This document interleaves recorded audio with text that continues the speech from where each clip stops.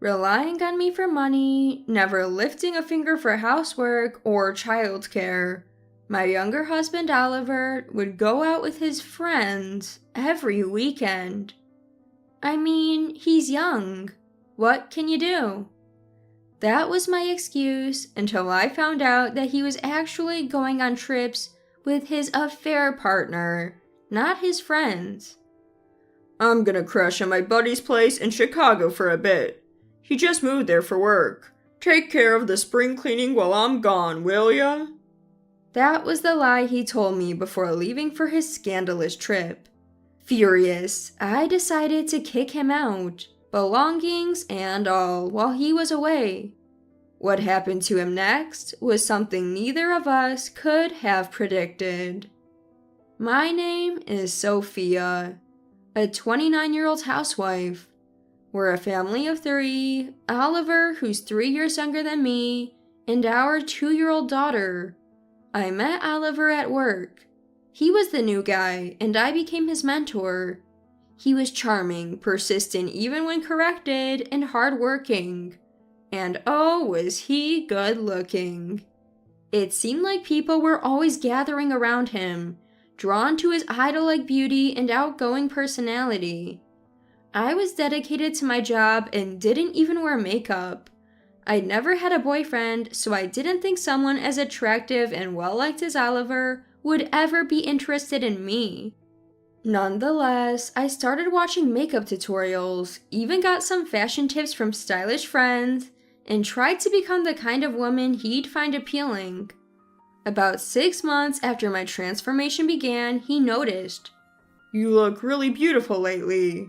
Found someone special? I was speechless. He followed up with, Would you consider making me that special someone? Of course I said yes. We started dating and got married within a year. Marrying Oliver felt like a teenage dream, and I naively thought, he must be my soulmate. But reality proved otherwise. Even when we were dating, Oliver was a bit of a baby, always looking for affection.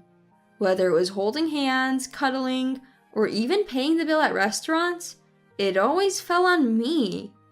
I thought, why can't you do it yourself? But when he would plead, Please, Sophia, you're the only one I can ask, I would always give in. Maybe it was his good looks or his unique sweet charm that made me so accommodating. After we married, the responsibilities became more lopsided. Even though both of us worked, the household chores were all on me. The finances, about 70% from me and 30% from him. He spent what was left of his income after household expenses all on his hobbies, seemingly without saving a dime. I was mostly saving the remainder of my income, thinking of our future home and children. At first I thought, well, he lived with his parents and I lived alone, so it's understandable that we have different experience levels when it comes to chores. Besides, he earns less than I do, so it makes sense. And he's still young, probably not thinking about the future yet. But even when I got pregnant, Oliver's lifestyle didn't change. Doing household chores while pregnant was really tough. On top of the exhaustion from working during pregnancy, morning sickness hit me hard in the first trimester. In the third trimester, it was difficult even to bend over, and just standing was tiring. Yet Oliver never offered to help. Worse, when I hinted that I could use some help, he'd say, I'm so grateful for you, Sophia. I'm not good with housework, so I'm lucky to have married you. Undermining my will to ask for help. Maybe it was my fault for enabling him, but even after our daughter was born, Oliver didn't change. I quit my job after giving birth, and it was understood that I would handle both the baby care and household chores. Yet Oliver would still stay out late, hang out with friends, and go on trips as if he were single. Still, I forgave him everything because of the occasional kind words and the annual birthday trips he took me on. I guess when our daughter grows up, he'll realize the importance of family, I thought. I realized how naive I'd been when our daughter turned 2. I was attending a high school friend's wedding that day. I had wanted to leave our daughter with Oliver, but as usual, he had plans. So I left her with my mom.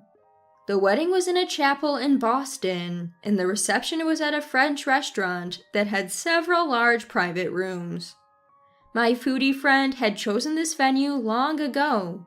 The wedding went smoothly, but while transitioning to the reception, I saw him. He was walking arm in arm with a woman in a chic black dress, looking more than just friendly. I couldn't stand to be at the reception after that, and made an excuse about our daughter being sick to leave early. The image of them haunted me. Oliver had said he was going on a trip with an old college friend, but I suspected infidelity. I knew Oliver had many female friends, but this was different. His old college friend was supposed to be a man, and he definitely hadn't gone on any bike trip. Lying to meet up with another woman was suspicious. If he had been lying to me all along, then my resentment surged. Even when I was struggling with house chores during morning sickness or overwhelmed by new motherhood, was he cheating on me? I couldn't take it anymore. My love for him instantly cooled, and I resolved to expose his affair once and for all. I called my parents to keep my daughter for one more day. Debating whether to tell the truth, I decided to wait until I had proof and lied about being sick. The next day, I visited a private investigator. I handed over Oliver's photos, shared his workplace details, and his background. I need you to dig deep into his life, I requested. The private investigator advised, act normal around Oliver until I finish my investigation. Make sure he doesn't suspect anything. I didn't want to look at Oliver's face, so right after picking up my daughter, I retreated to our bedroom. When he came home late that night, he saw me and asked, "What's wrong? Are you okay?" His voice pretended concern. Had this been the me from a couple days ago, I might have felt loved and comforted by his words, but knowing the truth, they meant nothing to me. 2 weeks later, the private investigator contacted me. Oliver has been having an affair for the past 2 years, he said. The other woman was a married, older nurse. The restaurant where I spotted them, a regular haunt for their monthly rendezvous, which had been ongoing for about 2 years. I was shocked that she was married, but according to the investigator, nurses work shifts, making it easier to conceal an affair. What shocked me even more was that this nurse worked at the hospital where my daughter was born. It may be a coincidence, but it is the same hospital as my 2-year-old daughter. Something felt creepily coincidental about the affair lasting 2 years and us having a 2-year-old daughter. That day, I decided to divorce Oliver and started plotting a plan. I'm staying at my junior colleague's place in Chicago for the night. Make sure you clean the house, Oliver told me. Normally, I'd be annoyed that he pushed spring cleaning on me during a busy time, but I smiled, secretly relishing my own scheme. Take care, see you later. Sure, I'll bring back souvenirs. Holding our daughter, I waved goodbye. Oliver seemed oblivious. Back inside, I told my daughter, "We're going on a trip! Let's go see the ocean!" My daughter, who loves fish, cheered, "Yay, ocean!" First, let's take a little nap. I laid her down for a nap and continued my preparations. I had been packing my bags and Oliver's, making sure he wouldn't notice, but I couldn't touch our bedroom or living room items, so I sorted them into boxes. Finally, I disassembled the baby crib, laid my daughter in her stroller, and called the movers. My stuff went to my parents' home, and Oliver's got discarded. Apart from the built-in appliances, the apartment was empty. I headed to a hotel overlooking the ocean in another state, somewhere my daughter had always wanted to visit. Our travel essentials had already arrived in the room. My daughter kept saying, "Yay, ocean!" as she looked out the window. Watching the sun set over the sea, I felt a mix of sadness and relief. Exhausted from packing and the journey, we went to bed early. Before sleeping, I sent Oliver an email, a picture of him and his mistress. Despite sleeping early the night before, I still slept until midday. When I rushed to check on my daughter, she was gripping the crib bars and looking at the ocean with such focus that I had to laugh. I had planned to eat out for lunch, but since my daughter couldn't tear herself away from the window, I ordered room service. My daughter was clearly enamored with her fish-themed kids meal and took her sweet time eating it, but she looked happy throughout. Just then, I received a call from Oliver. He must have seen the photo I'd sent him last night of him with his mistress. Ignoring the call, I texted him, "I have no plans to live with you anymore. Best of luck with your new love interest." More calls from Oliver kept coming in. Annoyed, I blocked his number. After finally finishing lunch, I took my daughter to play by the sea.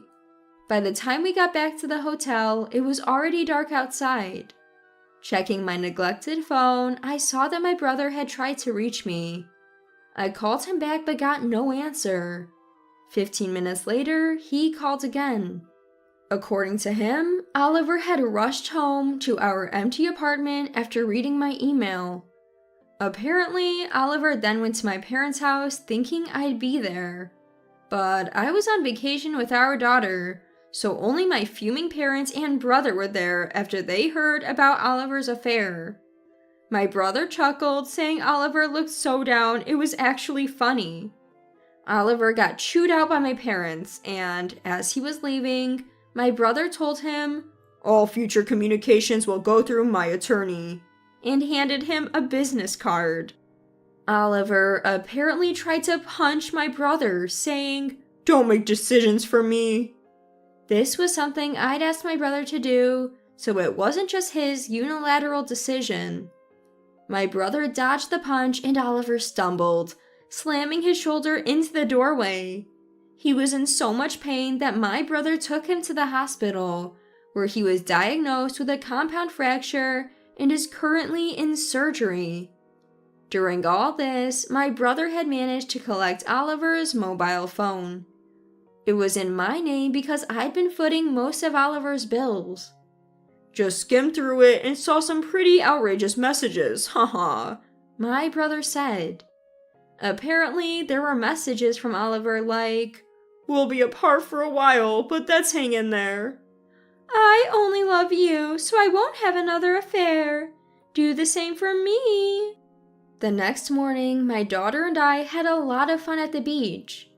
Tired out, I left her with my mother at my parents' home and went to see Oliver in the hospital.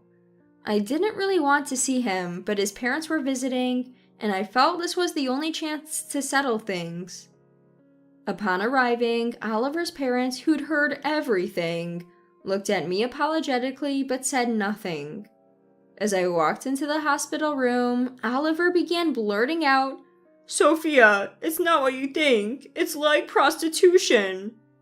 He claimed that he was only helping the woman financially in exchange for her pretending to be his girlfriend. According to Oliver, there was no emotional involvement. It was just for money, and they'd only been together twice, including the time I'd caught them. Frustrated but not surprised, I asked, "So, where's the money then?" Pausing, Oliver finally said, It hasn't been transferred yet. It was supposed to happen after the third time." His clearly false statement just left me in disbelief. I wasn't even angry anymore. I hurled the additional proof photos I'd brought just in case at him. Upon seeing the photos, mother-in-law broke down crying. Ignoring the distraught mother-in-law, I slammed the pre-filled divorce papers down in front of a stunned Oliver. "I'm done with your lies. We're getting a divorce. I'll live with our daughter. We'll sort out the details like child support and asset division through lawyers later," I said, exiting the hospital room. Oliver's plea, "Wait, you're misunderstanding," fell on deaf ears. I felt incredibly relieved. When I returned to discuss my claims against Oliver, the attorney chuckled and told me he'd been assigned to represent Charlotte's, Oliver's affair partner's now ex-husband, which made for an awkward situation. To address the financial matters after the divorce, Oliver and I agreed on no division of assets but a one-time payment of $30,000. We also decided he'd pay $300 a month in child support for the next 16 years, until our daughter turns 18. If Oliver ever missed a payment, he'd have to pay the entire amount up front. My lawyer took care of the discussions, so I didn't have to see Oliver's face. A face I once loved, but now never wanted to see again. Oliver apparently said things like, "I want to get back together," and "I can't live without Sophia." According to my lawyer, not once did he mention our daughter in all of this. After the divorce, I found remote work I could do from my parents' home while raising our daughter. She started preschool and was making progress with her speech.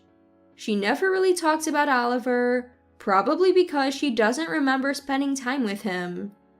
My lawyer informed me that Oliver had abruptly paid the full child support amount. Shocked, I learned from my lawyer that Oliver had lost his job after his affair was leaked to his company by Charlotte's husband.